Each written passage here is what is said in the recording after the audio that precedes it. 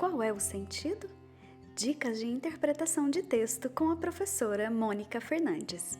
E no Qual é o Sentido de hoje vamos falar sobre verbos de comando. Numa situação hipotética, eu vou passar um contexto aqui para você.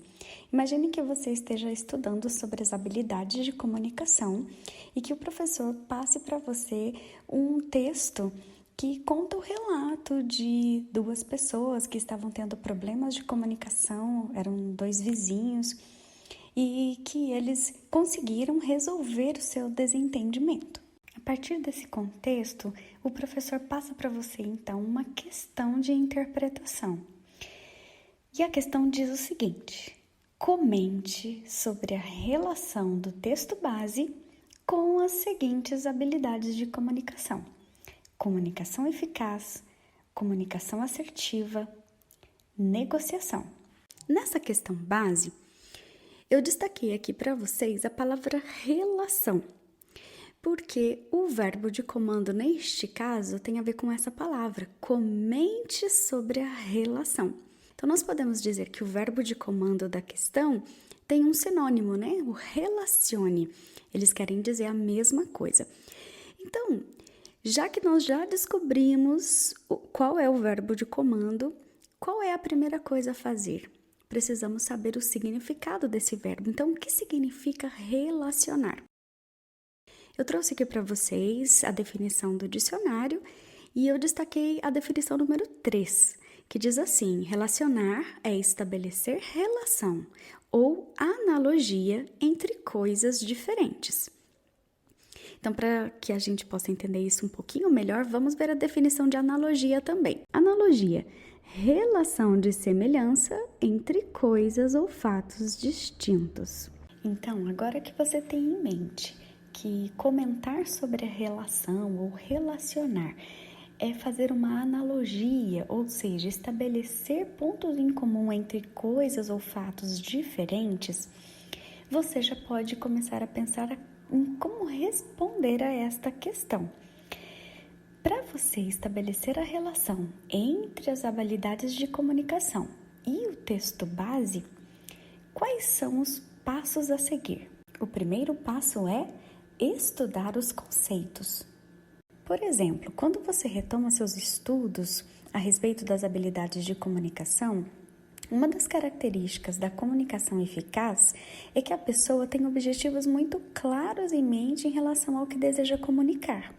Então, essa é uma característica que pode ser levada em conta na hora de fazer uma comparação para você estabelecer relação com o texto base. Mas este é apenas um dos conceitos estudados a respeito dessas habilidades.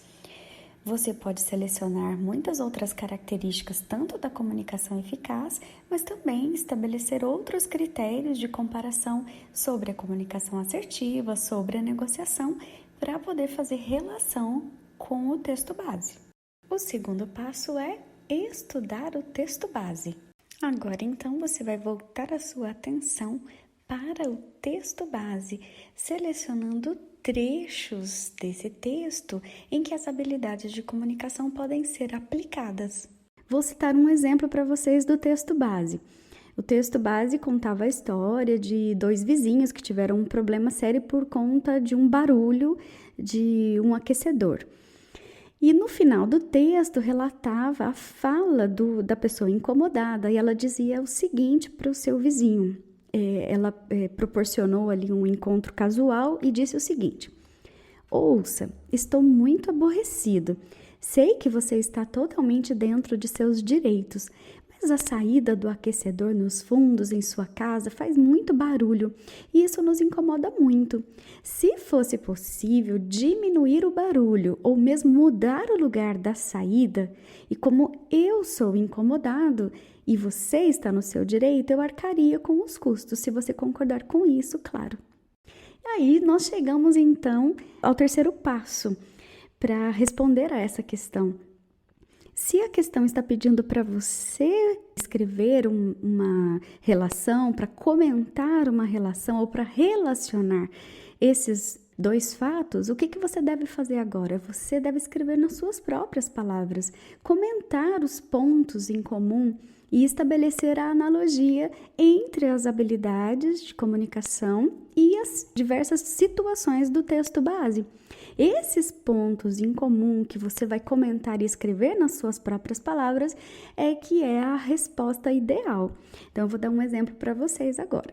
Como que você poderia sintetizar essa ideia, né, da característica da comunicação eficaz com a forma como que a pessoa resolveu a situação no texto base?